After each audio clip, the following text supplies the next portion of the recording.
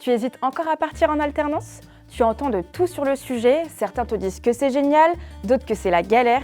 Et toi, t'es là au milieu à te demander si t'es prêt à bosser et étudier en même temps. Je te comprends, je suis passée par là.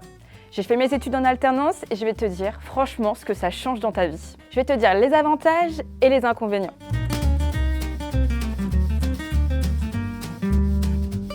Alors commençons par les avantages. T'apprends par la pratique. L'un des plus gros avantages, c'est que tu mets direct les mains dans le cambouis.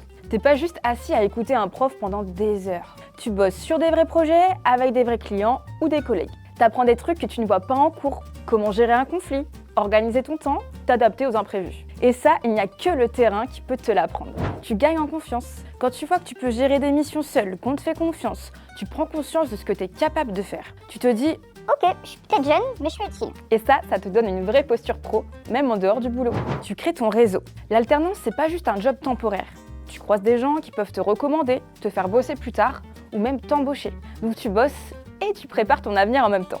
J'aime bien l'alternance, ça, j'aime bien. Tu touches un salaire. Ok, c'est pas toujours énorme, mais c'est régulier. Et surtout, t'as pas besoin de faire un petit boulot à côté. Ta formation est prise en charge. Ça, c'est un truc que peu de gens réalisent au début. Mais en alternance, tes études sont payées par ton entreprise. Tu gagnes du temps sur les autres. À la fin de ton diplôme, t'as déjà 1 ou 2 années d'expérience, alors que d'autres cherchent encore leur premier stage. Toi, t'arrives sur le marché du travail avec un CV rempli, des compétences concrètes et surtout une vraie idée de ce qui te plaît ou pas. Tu découvres des trucs que t'apprends jamais à l'école. Comment écrire un mail, gérer une réunion, respecter une deadline. T'apprends à naviguer dans un environnement pro et à te positionner comme un collègue, pas juste comme le jeune stagiaire. Maintenant, parlons des inconvénients de l'alternance. Ce qu'on te dit moins souvent, c'est que l'alternance, ça demande un vrai mental. T'as un pied à l'école, l'autre en entreprise, et parfois les deux veulent que tu sois à fond, mais en même temps. La pression, elle est bien réelle. Parfois, on oublie que tu es encore en formation. On attend de toi que tu sois pro, réactif, autonome. Mais si le cadre n'est pas bienveillant, tu peux vite te retrouver à exécuter des tâches sans comprendre pourquoi. Et avant même d'en arriver là, faut déjà trouver une alternance.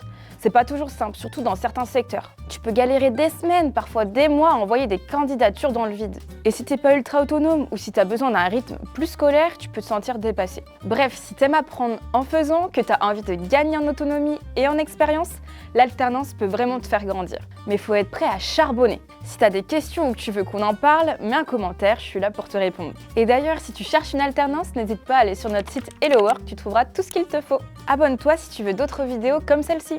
À bientôt!